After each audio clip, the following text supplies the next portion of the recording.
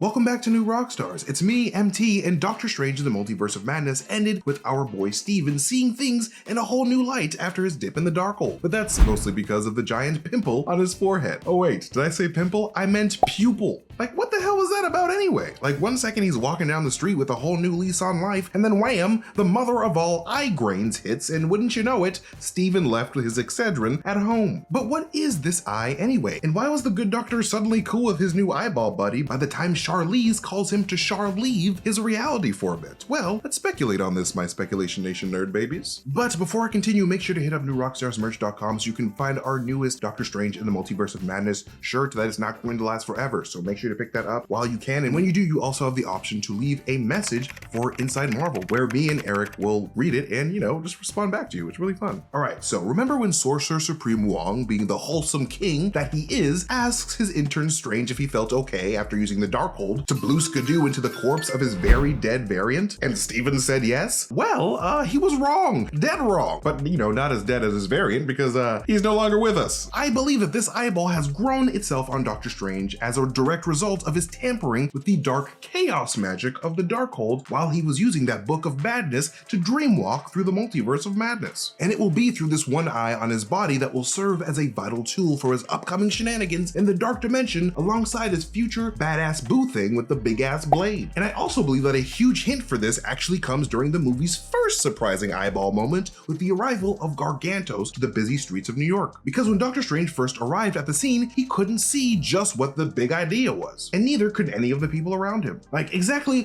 what was picking up this public transit for this powerful Puerto Rican anyway, Well, I think that pretty much right after Doctor Strange notices that he's dealing with a creature that cannot be seen with eyeballs from our universe of light, he immediately recognizes that he's dealing with a dark creature not native to his universe of light at all. Much like another creature that we've seen in the MCU very recently, Arthur Harrow's street and bathroom jackals that could not be seen by anyone but the Moon Knight, who, as Harrow puts it, had a little chaos in him. So what does Stephen Strange do in this scenario? Check it out.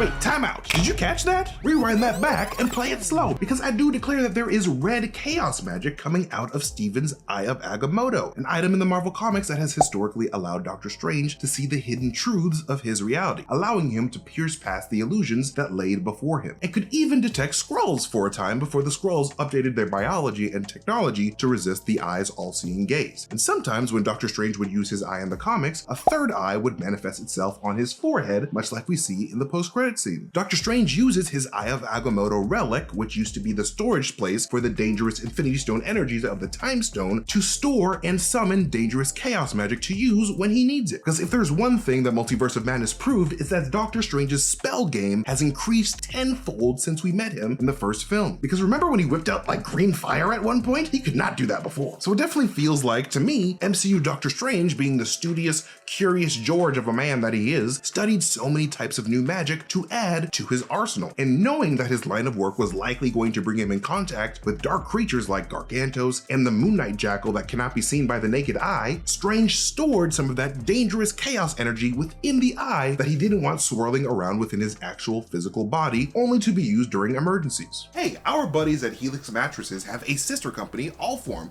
that makes awesome customized furniture. And thanks to Allform for sponsoring this video, by the way. We're all spending a lot more time at home, and no matter how you're spending that time, your sofa and your chairs are an integral part of your home. That's where you watch Disney Plus, or eat while watching Disney Plus, or fall asleep while watching Disney Plus, or improve your marriage while watching Disney Plus.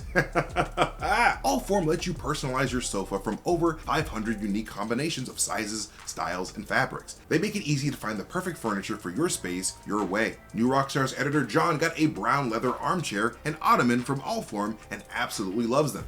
That's a nice chair. He dreams about editing the break room while getting in a quick nap in his comfy chair. And setup is easy with completely tool-free assembly. Because Allform ships direct to consumer, they're able to use really premium materials at a reasonable price. And the best part about all of this is that Allform delivers your couch right to your door for free. They have a 100-day trial, so you get more than 3 months to make sure that you love it. And if you don't, they'll pick it up for you and you'll get a full refund. We love the Allform furniture that we've gotten, and we think that you will too. To find your perfect sofa, check out allform.com/newrockstars. Allform is offering 20% off all orders for our audience at allform.com/newrockstars. But hey, speaking of that Clea post-credit scene, that whole moment was very heavily inspired by Jason Aaron's Doctor Strange #1 from 2015, which finds a Doctor Strange walking down the street with his third eye out and Cloak of Levitation keeping his cold-ass neck warm as a scarf. And as he does, his third eye allows Doctor Strange to perceive all of the threats invisible to the natural human eye that secretly live amongst the populace around him. And I love this scene from the comics so much because it really shows how casual Doctor Strange has become with this really freaky way of viewing the universe. Like constantly being aware of all these invisible monsters that slither by unnoticed and sometimes feed off of humanity without anyone being the wiser. And this is what I believe is implied by this post-credit scene and the very power of chaos magic of the Darkhold now afforded Steven the gift of sight without the need of the chaos magic that he used to store within the Eye of Agamotto. Like messing with the Darkhold quite literally gave Doctor Strange chaos vision, which Strange then flexes to Clea when he sees that she's about to bring him to Dormammu's dark dimension, basically telling her that he's ready to see whatever he has to show her in this new dangerous universe that he barely knows anything about. And this new power could actually end up being one that stays with Strange for the long run, because as the next phase of the MCU ramps up and more dark elements start to be introduced, this ability to fight these invisible dark monsters might just be exclusive to those people who can actually see them, like Doctor Strange and Moon Knight, which might just mean that the MCU might just need a team of heroes that can shine this special dark light of red chaos on these dark creatures. Because if Earth's golden orange sun isn't enough, the MCU is going to need the red midnight sun of chaos magic to expose all these monsters as they try to stalk in shadow. And Moon Knight and the Multiverse of Madness post-credit scene might just be Marvel Studios' first steps in establishing the necessity of a Midnight Suns team. And having the Midnight Suns be called the Midnight Suns as opposed to the gender-specific Sons, S-O-N-S, allows for dope members like the monster hunting Elsa Bloodstone to be on the team as well, because they are for sure going to need the magic of her blood gem if motherfuckers like Harrow intend to continue letting the dogs out like some type of black magic Baha man. But that is what I believe this eye means for the future of the MCU and Doctor Strange 3. But what do you guys think? Let us know in the comment section below. But anyways, thank you guys so much for watching this video. You can follow me at MasterTainment on Twitter if you want to see me tweet some really weird shit and insane theories. But more importantly, you can follow New Rockstars wherever we are on social media. Make sure you hit that notification bell on YouTube so you can get notifications every time we upload a video. And again, do not forget to hit up newrockstarsmerch.com to pick up our latest Obsession shirt inspired by Multiverse of Madness because it's super dope and it's not gonna last forever. So hit up New Rockstars merch today. But again, thank you guys so much for watching this video. I love you guys so much and I'll see you guys later. Goodbye.